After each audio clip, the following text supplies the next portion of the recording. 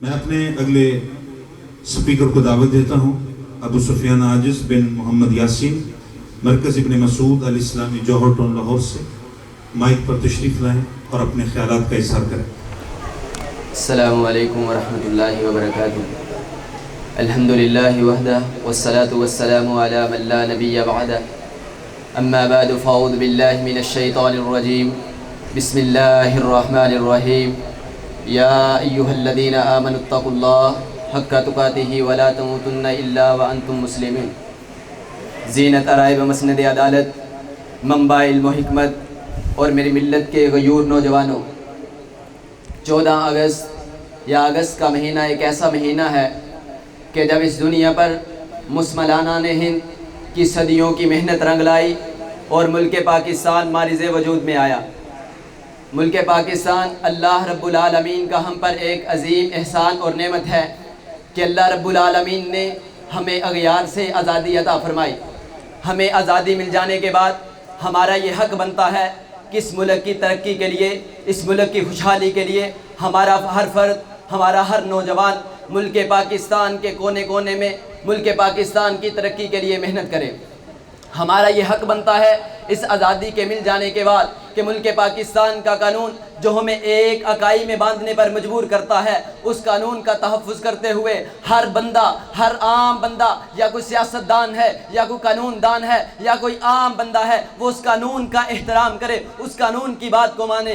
عزیز بھائیو، یہ ملک پاکستان ہمیں ایسے پلیٹ میں رکھ کر نہیں مل گیا۔ یہ ملک پاکستان حاصل کرنے کے لیے ہمارے لاکھوں نوجوانوں نے قربانیاں دی ہیں۔ ہماری ماؤں بہنوں کی عصمتوں کو، ہماری ماؤں بہنوں کی عزتوں کو لوٹا گیا ہے۔ ماؤں بہنوں کے سامنے ان کے چھوٹے چھوٹے نومولود بچوں کو نیزوں پہ لٹکا دیا جاتا تھا۔ ہمارے بہت بزرگوں کی پگڑیوں کو اچھالا گیا ہے۔ کئی قربانیاں دینے کے بعد یہ ملک پاکستان حاصل ہوا ہے۔ اب اس کے مل جانے کے بعد ہمارا حق بنتا ہے، ہمارا یہ ہونا چاہیے کہ اس ملک پاکستان کے تحفظ کے لیے اس ملک پاکستان کے اندر ایسا قانون نافذ کیا جائے۔ کیوں ہندوستان سے علیحدہ کرنے کے لیے یہ وطن جو کو دو قومی نظریہ پیش کیا گیا تھا، ایک ہی مقصد تھا کہ ہم ہندوؤں کے ساتھ رہ نہیں سکتے۔ اس کا وجہ کیا ہے؟ کیوں ہمارے نظریات، ہمارے خیالات، یہ لوگ گائے کو ماتا سمجھنے والے، ہم گائے کو ذبح کرنے والے، یہ بتوں کے پجاری، ہم ایک وحدہ لا شریک کی عبادت کرنے والے ہیں، یہ آپس میں ذات پات کے تصور رکھنے والے، ہم ایک اخوت مساوات کی مثال قائم کرنے والے۔ یہ ملک پاکستان اس لیے بنایا گیا تھا عزیز بھائیو، لیکن ہم اس تصور کو بھول گئے۔ آج جس مقصد کے لیے کہ پاکستان کے اندر اسلام کا قانون نافذ کیا جائے گا، پاکستان کے اندر اسلام کی بات کی جائے گی، آج دکھ اس بات پہ ہوتا ہے، آج افسوس اس بات پہ ہوتا ہے کہ جس بات کو اللہ رب العالمین کے ساتھ جنگ تصور کیا جاتا ہے، میرے ملک پاکستان کی ساری معیشت اس قانون پہ کھڑی ہے۔ دکھ اس بات پہ ہوتا ہے کہ ہمارے بڑوں نے قربانیاں اس لیے دی تھی۔ ہمارا حق تو یہ بنتا تھا نا کہ اسلام، یہ پاکستان جس مقصد کے لیے بنایا گیا ہے، قانون اسلام کا لایا جائے گا۔ جب پاکستان بننے کے بعد قائد اعظم سے سب سے پہلے جب سوال کیا گیا، اے قائد اعظم پاکستان میں قانون کون سا ہونا چاہیے، تو یہ جواب آیا تھا کہ پاکستان کا نیا قانون بنانے کی ضرورت نہیں ہے۔ پاکستان کا قانون 1400 سال پہلے بن چکا ہے۔ وہ 1400 سال قانون جو پہلے بنا تھا وہ آج بھی پاکستان کے اندر لانے کی ضرورت ہے، وہ پاکستان کے اندر نافذ کرنے کی ضرورت ہے۔ وہ پاکستان کے اندر قانون اگر آئے گا تو آج یہ جو ہمارے اندر جھگڑے ہیں، آج ہمارے اندر جو لڑائیاں ہیں، جن ماؤں بہنوں کی عظمتوں کے تحفظ کے لیے یہ پاکستان بنایا تھا، آج دکھ ہوتا ہے میرے پاکستان کے اندر قانون نہیں ہے۔ وہی مائیں بہنیں آج سوشل میڈیا پر ناچتی ہوئی نظر آتی ہیں، اور جس ہندوستان سے یہ پاکستان لیا تھا ان سے کہا گیا کہ تم ہندو ہو، ہم پاک قوم ہیں، پاکستان ہمارا وطن ہے۔